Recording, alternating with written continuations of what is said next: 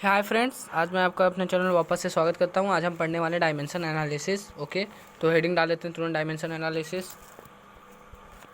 आज हम आपको बताएंगे कि डायमेंशन क्या होता है। ओके, उसके बाद हम अगले पार्ट में आपको इससे रिलेटेड क्वेश्चंस भी करवाएंगे। तो डायमेंशन एनालिसिस की शुरुआत करते हैं। पहली चीज़, हम मास को रिप्रेजेंट करने वाले हैं एम से, लेंथ को रिप्रेजेंट करने वाले हैं एल से। ये सभी बच्चे लगभग जानते होंगे, सॉरी स्मॉल एल से करते हैं। और टाइम को हम रिप्रेजेंट करेंगे स्मॉल टी से, सॉरी इज इक्वल टू यार लगाओ टी। ओके, तो ये तीन चीज़ पहले आप जान लीजिए। अब आते हैं बात पे अपने फैक्चुअल पॉइंट पे कि डायमेंशन होता क्या है।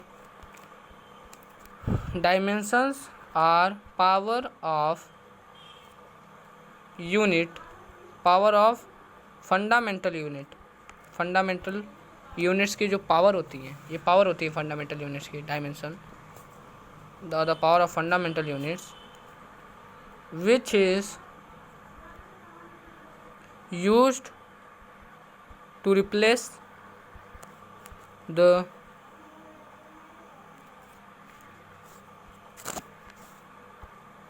विच is use to replace the derived units, जिनका यूज़ हम डेराइव्ड यूनिट को रिप्लेस करने के लिए करते हैं। Okay, dimension are power of fundamental units which is use to replace the derived unit. एक एग्जांपल लेते हैं। मान लीजिए डेराइव्ड यूनिट है वेलोसिटी, तो वेलोसिटी क्या होता है, is equal to displacement slash मतलब अपॉन टाइम।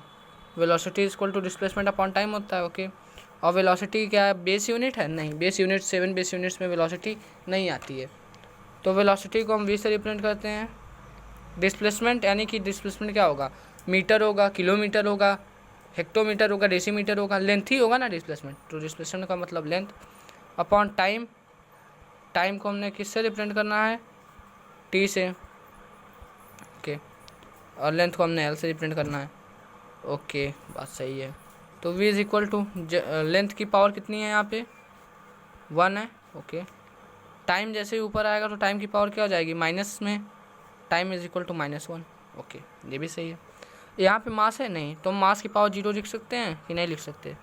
बिल्कुल, we can write as the mass power 0, length to the power 1 and time to the power -1। Okay, तो ये हो गया वेलोसिटी का पूरा। अभी तो ये वेलोसिटी का भी नहीं हुआ। हमने क्या बताया, डायमेंशन क्या होती है, पावर, ना कि ये MLT है। MLT थोड़ी डायमेंशन है। ये जो ऊपर 0, 1, -1 लिखा है ये डायमेंशन है। तो इसका डायमेंशन क्या होगा, 0, 1 और -1। जहाँ पे 0 मास है, 1 लेंथ है और -1 टाइम।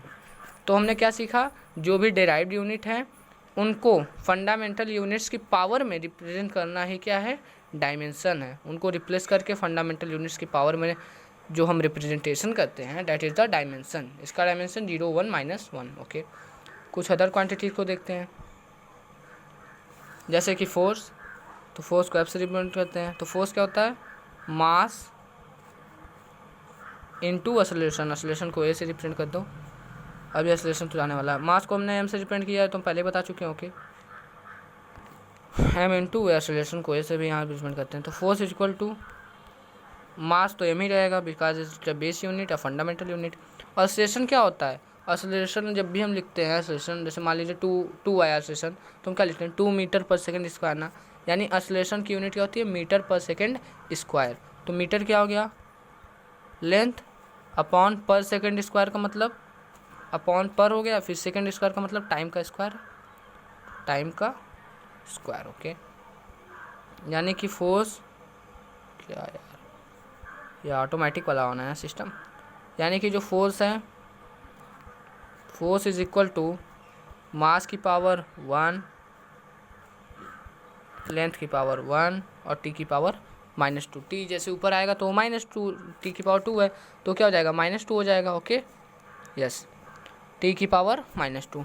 अब हम आगे चलते हैं। ऐसे फोर्स का हो गया। फोर्स का आप हमेशा याद रखना, क्योंकि फोर्स का हम आगे भी यूज़ करने वाले हैं। तो अभी फोर्स की डायमेंशन क्या हो जाएगी, 1, 1, -2, ना कि m1, L1, T -2 नहीं। फोर्स की डायमेंशन क्या होगी, लिख देता हूँ वरना आप लोग फिर कंफ्यूज हो जाओगे। फोर्स की dimension will be 1, 1 minus 2। Okay, that's all. इसके बाद चलते हैं आगे, कुछ अदर क्वांटिटीज़ के देखते हैं, सम इम्पॉर्टेंट क्वांटिटीज़ के डायमेंशन को देखते हैं। ओके, जैसे कि टेंशन, टेंशन यानी कि सरफेस टेंशन। तो टेंशन होता है force upon length, force upon length, ये पूछा जाता है, तभी मैं आपको ऐसा बता रहा हूँ। Tension is equal to, force की यूनिट मैंने बता दिया है, तो फोर्स का आप यूनिट लिखो, ना कि आप लिखो मास इंटू एक्सेलरेशन वापस से।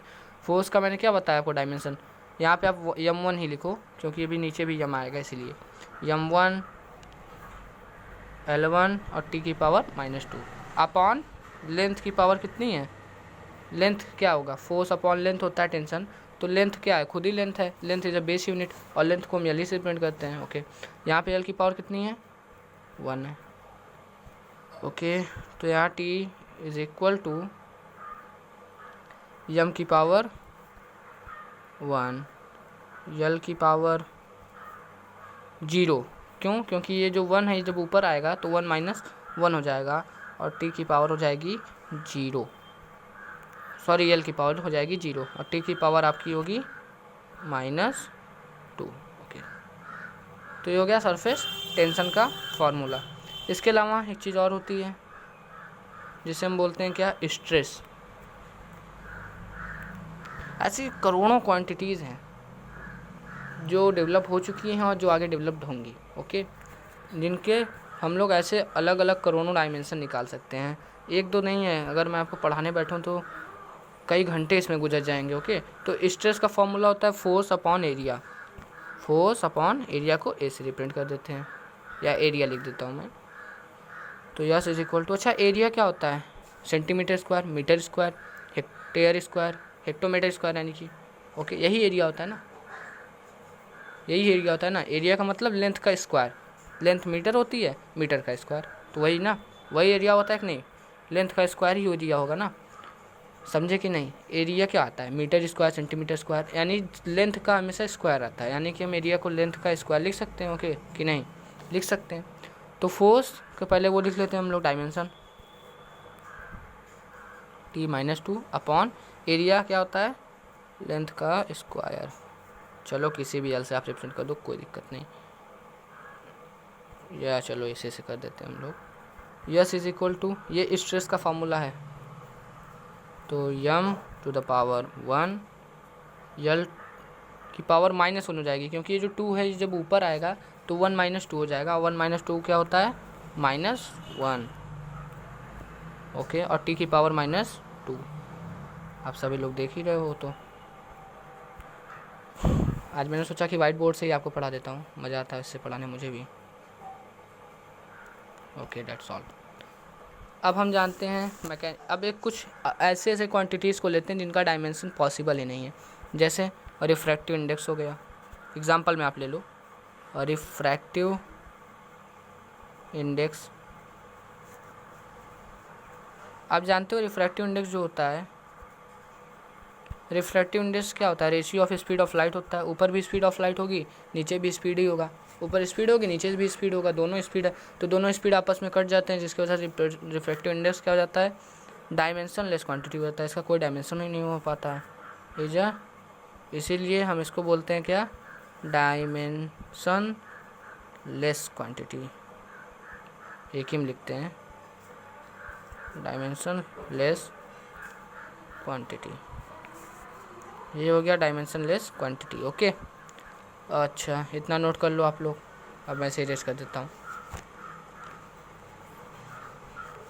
अब हम पढ़ेंगे एक गजब की चीज़, एक और मुझे याद आ रहा है, टॉर्क, एक टॉर्क होता है। अच्छा, केवल रिफ्रैक्टिव इंडेक्स ही डायमेंशनलेस क्वांटिटी है? नहीं, बहुत ढेर सारी होती है, मैंने आपको बताया। एंगल होता है, पिछले वीडियो में बताया ना, एंगल और सॉलिड एंगल, वो भी डायमेंशनलेस क्वांटिटी है, जबकि उनके पास यूनिट्स हैं। ऐसे कई क्वांटिटीज़ हैं। तो अभी पहले एक और चीज़ मुझे याद आ गई, टॉर्क, उसको बता देता हूँ, वो भी पूछा जाता है। टॉर्क का फॉर्मूला होता है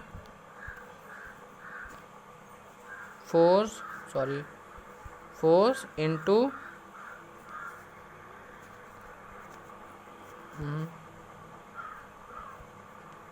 तो बोलोगे क्यों मैं 90 डिग्री दिख रहा हूँ, क्योंकि यहाँ परपेंडिकुलर में दिखा रहा हूँ, perpendicular displacement.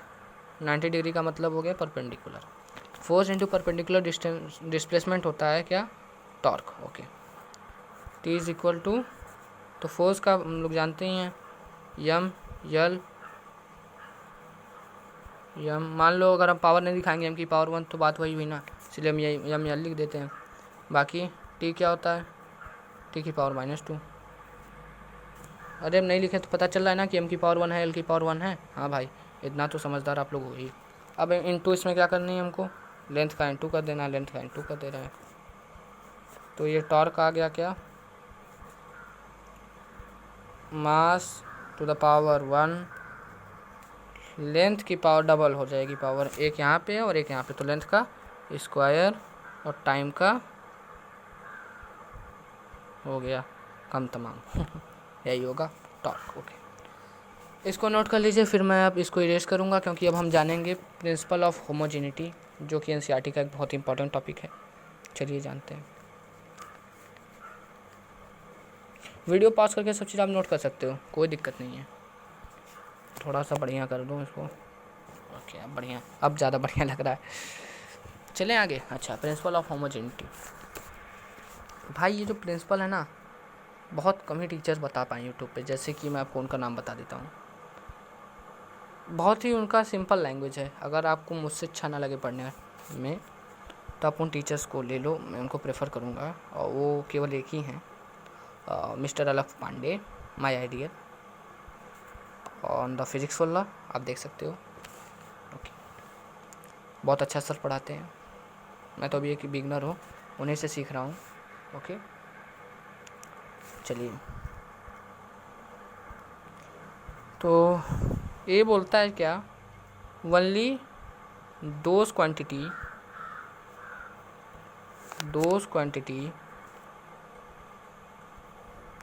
Can be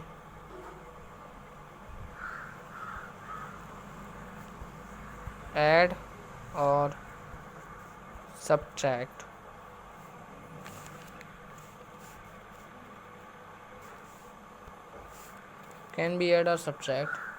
which have same dimension, जिसके पास सेम डायमेंशन हो।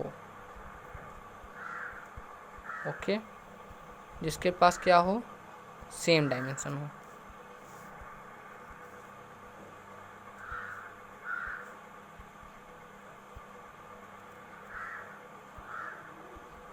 ओके,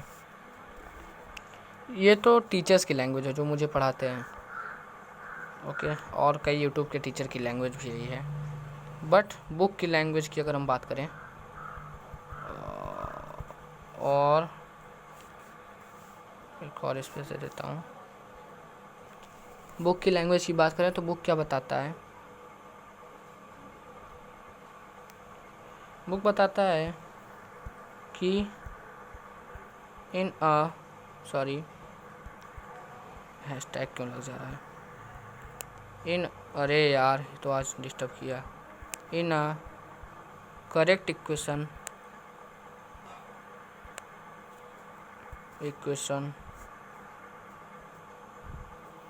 the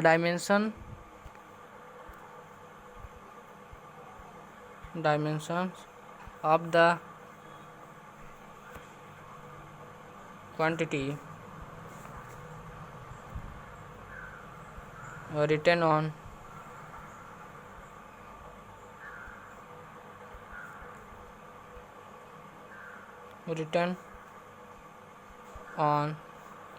RHS on, चलो दा भी सही है, on the RHS and LHS be equal। RHS और LHS का जो क्वांटिटी होगा उनका डायमेंशन इक्वल आएगा। अब इसका भी एक एग्जांपल ले लेते हैं। ओके, इसका एग्जांपल ले लेते हैं, ठीक है। इसका एग्जांपल एक लेके दिखाता हूँ मैं आपको। ओके, इसका एग्जांपल मैं देखता हूँ आपको, लीजिए एग्जांपल, बहुत बढ़िया एग्जांपल दूंगा।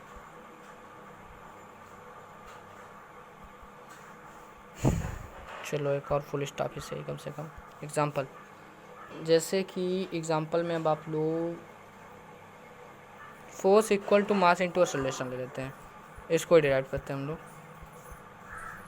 बहुत ही अच्छा एग्जांपल है, force equal to mass into acceleration. तो फोर्स की यूनिट क्या होती है, m to the power 1 l to the power 1 t की पावर -2। अच्छा, is equal to mass m होता है, m की पावर 1 अकेला मास है ना, मास की पावर 1। ओके, एक्सेलरेशन क्या होता है, मीटर पर सेकंड स्क्वायर। ओके ठीक है, तो मीटर लें तो मीटर यानी कि लेंथ, और पर सेकंड स्क्वायर मतलब टाइम का स्क्वायर। ओके सॉरी, तो ये चेक करने के लिए कि कोई फार्मूला सही है कि नहीं, हम ये चेक कर रहे हैं इससे ना। तो इक्वेशन कब करेक्ट होगा, जब उसका फार्मूला सही होगा। फिजिक्स में इक्वेशन कब करेक्ट होते हैं, जब सही फार्मूला लिखा हो। अब मान लो मैंने लिखा है speed equal to time upon distance, तो रॉन्ग हो जाएगा ना, फार्मूला ही गलत है तो इक्वेशन ही रॉन्ग है। इक्वल टू लग गया तो इक्वेशन बन गया, अब वो इक्वेशन ही रॉन्ग है। तो जब तक हम नहीं लिखेंगे या equal to D by T यानी कि distance speed equal to distance upon time या distance equal to speed into time, तब तक फार्मूला ही नहीं सही होगा। जब तक फार्मूला नहीं सही होगा तब तक इक्वेशन के जो दोनों डायमेंशन हैं दोनों साइड के RHS और LHS के, तब तक वो बैलेंस ही नहीं होंगे। ओके, यानी कि किसी भी इक्वेशन के RHS और LHS के डायमेंशन को इक्वल करने के लिए हमें राइट फार्मूला लिखना पड़ता है। और इसी बात से ये क्लियर होता है कि हमें इससे डायमेंशन का एक एप्लीकेशन क्लियर हो जाता है कि हम डायमेंशन का यूज़ ये भी चेक करने के लिए कर सकते हैं कि कोई फार्मूला राइट है या नहीं।